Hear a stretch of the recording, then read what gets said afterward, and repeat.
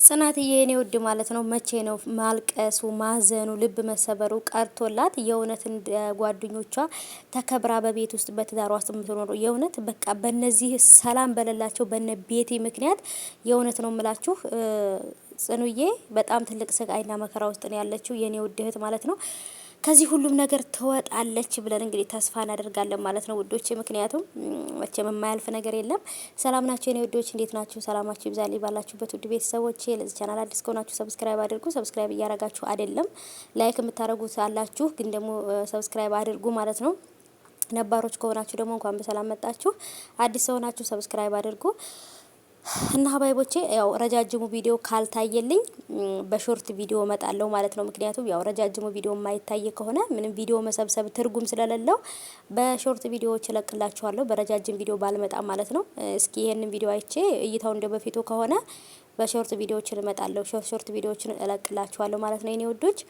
ወዳችኋለሁ፣ አከብራችኋለሁ የኔ ውዶች። እንግዲህ ያው ቪዲዮ ላይክ እያረጋችሁ ተባበሩኝ፣ አብራችሁኝ ሁኑ የኔ ውዶች። እንግዲህ ናሆማ ኪራን ተባብሮት ጓደኛው ኪራ ምንም አይነት የሰው ነፍስ እንዳላጠፋ ወንጀል እንዳልሰራ ማንም ሰው ያውቃል። ጓደኛውም ደግሞ ናሆም ያምነዋል።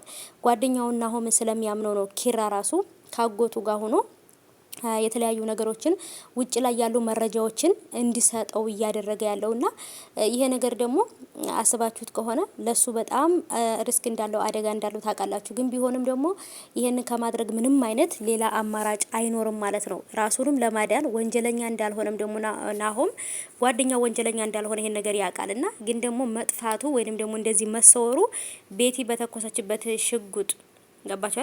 ሽጉጥ ተኩሳበት ነበርና በዛም ታሞ ሬዲ በቃ ከሞት ነው የተረፈው ማለት ትችላላችሁና እንደውም ቤቲ በነገራችን ላይ ኪራ የሞተ ነው ይመሰላት እንዳልሞተ በህይወት እንዳለ ብታውቅ እንደሚበቀላትና እድሜዋን እንደሚያሳጥርላት ያቃል ማለት ነውና ግን ደግሞ በደንብ አድርጋችሁ ማወቅ ያለባችሁ አንድ ነገር አለ ማለት ነው። ትልቅ ሚስጥር ይወጣል አሁን በቅርብ ታያላችሁ። ቤቲ ይሄን ነገር እንዳደረገች ሁሉም ሰው ሊናገር ይችላል። ለናሆምም ከነገረው ቤቲን እንዲጠነቀቃት ቤቲ እያደረገች ያለችውን ነገርና ወይንም ደግሞ ስለተለያዩ መረጃዎቹ ይነግረውና ከዛም በኋላ ናሆም ሁሉን ነገር አጣርቶ ለጓደኛው እንግዲህ ይደርስለታል ብዬ አስባለሁ። ጨበርዬም መታገስ አለባት። ራይድ የሚሰራ ወንድ ካገባችሁ በነገራችን ላይ ታክሲ እንደዚህ ራይድ የሚሰሩ ወንዶች መቼም ለፍቅር ለትዳር ጊዜ የላቸው ማለት ነው። በቃ ወይ ኮንትራት ይዛሉ ወተለያዩ ቦታ ይሄዳሉ ምናምን ከባድ ነውና ናሆማም ደግሞ በነገራችን ላይ ወዶቼ ኪራን እየተፈጠረ ያለው ነገር ሙሉን ያስረዳውና አንድ የያዙት ልጅ አለ። የዛን ሰዓት አቶ በላይ የተገደሉ ሰዓት የነበረ ልጅ ነው። እውነቱን መናገር አልፈለገም፣ ፈርቷል።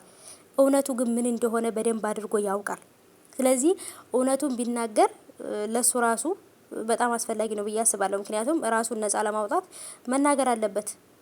ይሄንን ሁሉ ነገር ያደረገችው ቤት እንደሆነች ያውቃል።